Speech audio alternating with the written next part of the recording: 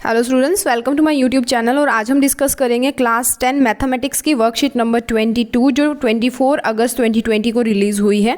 ठीक है, इसके अंदर हमारा जो टॉपिक है वो है हम ट्रायंगल्स की बात करें। और ट्रायंगल्स में हमारी एक वेरी इंपॉर्टेंट थ्योरम जो आई है दैट इज़ बीपीटी, जिसको प्रूफ हम बेसिक प्रोपोर्शनैलिटी थ्योरम भी बोलते हैं या उसका रिवर्स भी बोलते हैं या उसको थेल्स थ्योरम भी जो है वो बोला जाता है। ठीक है, सो इसके अंदर हम करेंगे बीपीटी। तो बीपीटी के ऊपर चलते हैं सबसे पहले। तो प्रूफ ऑफ बीपीटी के अंदर या थेल्स थ्योरम, इसको दोनों बोला जाता है कि state and proof Thales theorem या बीपीटी। ये मैं आपको आगे क्वेश्चन जब आएगा या मैं अभी समझा देती हूँ, ये क्वेश्चन भी है आगे।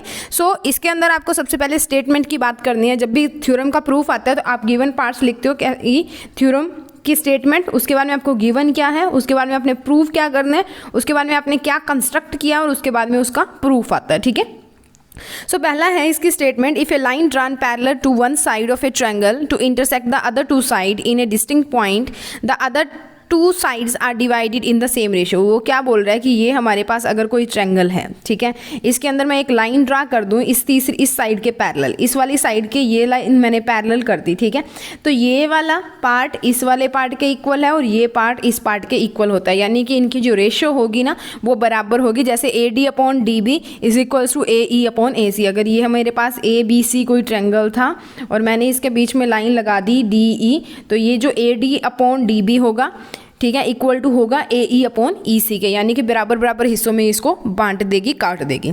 सो गिवन में हमारे पास एक ट्रायंगल है, उसके अंदर हमने एक लाइन लगाई है। ठीक है, side B C intersects two sides A B and A C at D and E point के ऊपर जो है वो इंटरसेक्ट करी है, हमने एक लाइन लगा ली और डी ई जो है वो पैरेलल है बी सी के। सबसे पहले हमने प्रूव करना है that is A D upon D B is equals to A E upon E सी।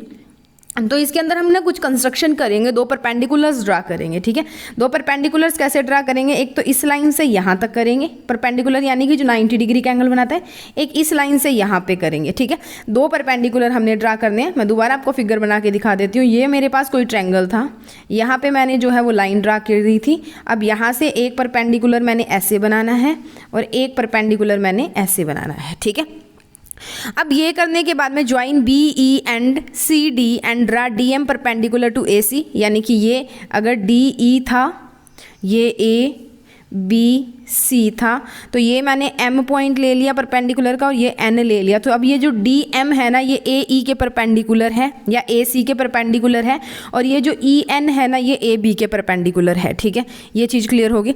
अब यहाँ पे हम फॉर्मूला लगाएंगे ट्रायंगल के एरिया के। ठीक है, तो area of triangle A D ई जो हमारा ट्रायंगल बन रहा है इसका, यानी कि ऊपर वाला ट्रायंगल जो हमारा बन रहा था, हमने जो ऊपर ये ए बी ए डी ई ये बन रहा था, ठीक है, और ये था बी और सी। तो अब ये वाला जो ट्रायंगल है ना इसका हम एरिया लेंगे और यहाँ पे हमारे पास ये इधर परपेंडिकुलर बन रहा था। ठीक है, तो एरिया जो होता है उसका फॉर्मूला होता है हाफ बेस इनटू हाइट या परपेंडिकुलर जिसको हम बोलते हैं। तो area of A D E किसके इक्वल हो गया, half base into height. Base हमारा ए डी है, ये वाली साइड है, और हाइट हमारी ई एन है, यानी कि जो परपेंडिकुलर हमने लेना है वो है। ठीक है, उसके बाद में बात करते हैं सिमिलरली बी डी ई की बात करेंगे तो वहाँ पे भी हाफ बेस इनटू परपेंडिकुलर लगेगा, उसका बेस डी बी होगा। ठीक है, और परपेंडिकुलर जो है वो ई एन होगा। ठीक है, आप दोनों में चाहे डी एम दोनों में ले लें, चाहे ई एन जो है वो दोनों में ले लें। ठीक है, so area of A D E किसके इक्वल हो गया, half A E into D M, और area of D E C ये नीचे वाला ट्रायंगल लेना है। ठीक है, इसका that is half E C into D M हो गया। ठीक है, उसके बाद में हम क्या करेंगे, इनके एरियाज को डिवाइड कर देंगे। एरियाज को किस किस को डिवाइड करना है, that is the area of A D E divided by area of B D E. तो हाफ हाफ कैंसिल हो जाएगा, A D into E N और D B into E N बच गया, ई एन से E N गया तो A D upon D B आ गया। ठीक है, तो A D upon D N आ गया। अब उसके बाद में ए डी ई जो हमारा ट्रायंगल था उसका एरिया डिवाइड किया था हमने। ठीक है, उसमें हम डीएम साइड ले लेते हैं। पहले हमने क्या लिया था, ये वाला एक परपेंडिकुलर लिया था। ठीक है, अब ये वाली साइड थी तो इधर वाला परपेंडिकुलर लिया था, ये वाला। अब क्या करेंगे, इधर वाला परपेंडिकुलर लेके इनका एरिया निकालेंगे। ठीक है, तो वहाँ से जो कैंसिल होके हमारे पास जो बचेगा that is A E upon E C. ठीक है, ए ई अपॉन ई सी बच गया। तो अब ये देखो, ये दोनों, अगर ये वाली साइड, इन दोनों इक्वेशंस की बात करूँ, अगर मैं इक्वेशन नंबर 1 और इक्वेशन नंबर 2, तो एरिया ही ले रहे हैं दोनों साइड।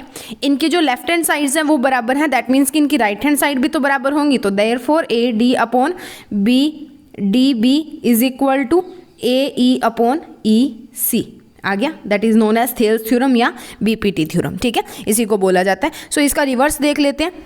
इसका रिवर्स है, if a line divides any two sides of a triangle in the same ratio then the line parallel to the third side, it means that the triangle ABC if the sides are in same ratio, अगर side same ratio में है तो आपने prove करना है कि ये वाली जो लाइन आपने ड्रा की थी, यहाँ पे जो हमने लाइन ड्रा की थी ये वाली लाइन, ठीक है, ये वाली लाइन पैरेलल है इस लाइन के। पहले हमने बोला था ना कि ये वाली लाइन अगर हम इसके पैरेलल ड्रा करते हैं तो साइड्स की रेशियो इक्वल आती है, बट अगर साइड्स की रेशियो इक्वल है तो क्या ये लाइन्स पैरेलल है, ये हमने जो है वो बनानी है, ठीक है। उसके बाद में आपको एक एग्जाम्पल दिया, that is in the figure find the value of x, x की वैल्यू फाइंड करनी है और आपको DE पैरेलल टू BC दिया हुआ है, यानी कि ये वाली लाइन पैरेलल दिया इसके, तो अब यहाँ पे BPT लगा दीजिए, that is AD/DB is equal to AE/EC, ठीक है। तो यहाँ पे बस वैल्यूज पुट कीजिए, x/3x + 4 और इक्वल टू 3x + 3x + 19, तो यहाँ से x की वैल्यू आ गई आपकी 2। उसके बाद में सोल्यूशन देख लेते हैं, क्वेश्चन नंबर 1 का सोल्यूशन। उसके बाद में जो आपकी क्वेश्चन नंबर 2 है उसका मैं आपको समझा चुकी हूँ, ऊपर आपकी थेल्स थ्योरम दी हुई है, बाकी मैंने नीचे सोल्यूशन में भी दिया, आप वहाँ से कर लेना।